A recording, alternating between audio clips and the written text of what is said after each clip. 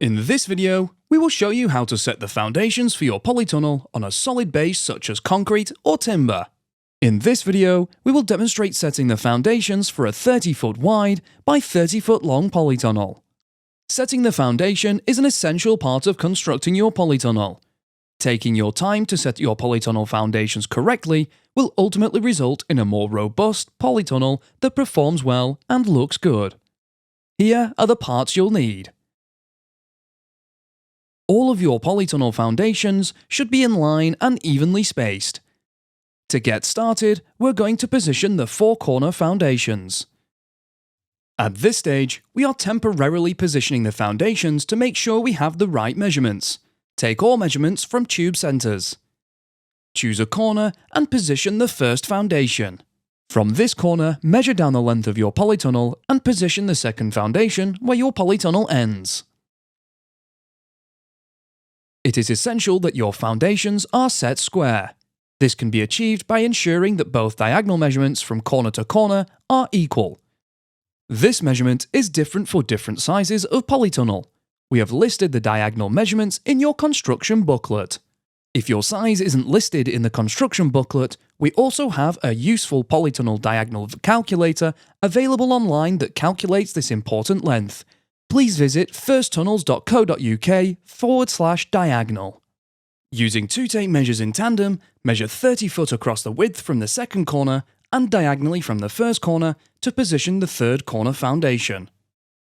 Repeat this procedure to position the final corner foundation. Finally, double check that the measurement between number 3 and 4 corners is correct for your length of polytunnel. In this instance, 30 foot. To fix the base plate to the floor, use shield anchors for concrete or coach screws for timber.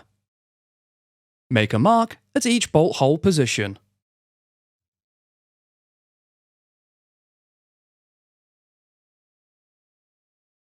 If on a concrete base, drill holes 10 cm deep using a 16mm masonry drill bit. Separate the bolt and washers from the sleeves and insert through the holes in the base plates and then screw on the sleeves. Locate the sleeves into the holes and then firmly tighten using a 17mm spanner.